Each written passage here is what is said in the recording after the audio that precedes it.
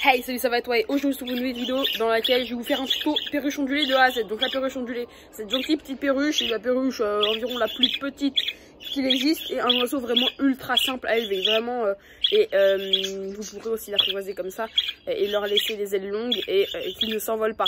Alors là, bien sûr, je n'ai pris que deux, mais si on en met plusieurs, ça peut être dangereux. Mais là, deux, ça va. Donc là, il y en a 9. Je vais vous faire un tuto de A à Z. Let's go. Avant de commencer, petit point sur l'animal, petite fiche finalement d'élevage. Donc la perruche ondulée, c'est un animal qui peut vivre, s'il est dans de bonnes conditions, genre en extérieur, etc. C'est un animal qui peut vivre 15 ans. Donc il y a certaines sources qui disent un peu moins, certaines sources qui disent un peu plus, mais moi je dirais une moyenne de 15 ans. C'est un animal qui est très très grégaire, c'est-à-dire que vous n'allez pas m'élever une perruche ondulée seule, s'il vous plaît. Non, ça marche pas.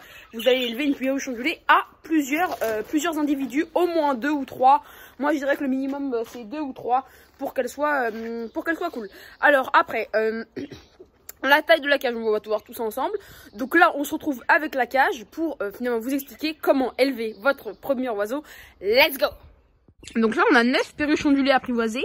Donc là, j'ai volontairement laissé sale. Pourquoi? Pour vous montrer quels sont les entretiens de mes animaux. Donc, je le ferai aujourd'hui. Donc, c'est pour ça que j'ai volontairement laissé sale et que j'ai pas encore nettoyé ça. Voilà. Donc en fait la cage de la perruche ondulée c'est assez simple, c'est une cage qui va être plus horizontale que verticale parce que les becs crochus ils aiment bien être donc pouvoir marcher, etc.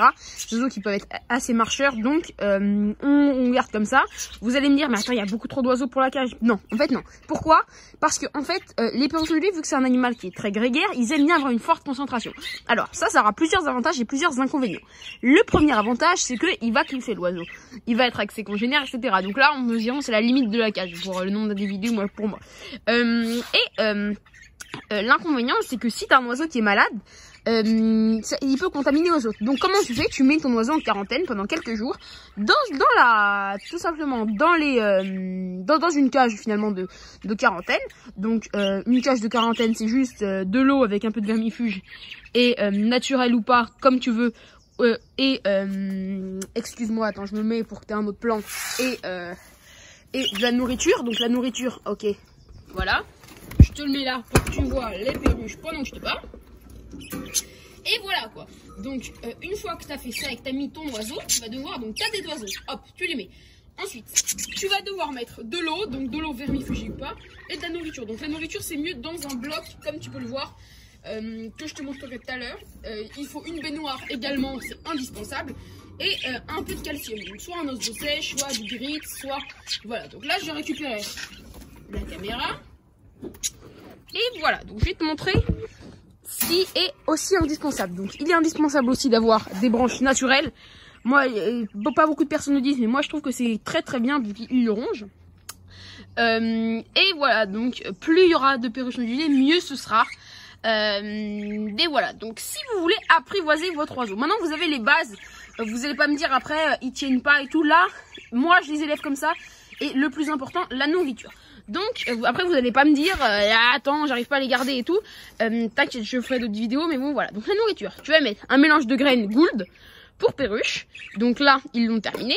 Et tu vas leur mettre bien sûr tous les jours des fruits, c'est-à-dire que là tu vois il y a des pommes et il y a eu de la carotte, tu vois. Il ne faut pas leur donner tous les jours la même chose. Tu peux leur donner du brocoli, tu peux leur donner plein de trucs. C'est des animaux qui adorent les choses vertes, donc ils aiment pas trop le sucré à part la pomme, mais c'est des animaux qui adorent tout ce qui est brocoli, haricots, etc. Donc tu te renseignes sur les bois et les aliments toxiques, mais t'inquiète, il n'y en aura pas beaucoup, ça sera facile. Donc voilà. Donc j'espère que cette vidéo t'aura plu et t'auras appris des trucs. Là c'est une vidéo un peu rapide, mais si tu veux vraiment que je te fasse des vidéos de A à Z sur différents trucs, mets-le moi en commentaire et je le ferai dans des prochaines vidéos. Nous on se retrouve pour de prochaines vidéos. Abonne-toi s'il te plaît, ça te prend 30 secondes, même pas une seconde, et moi ça me fait extrêmement plaisir. Alors allez, let's go.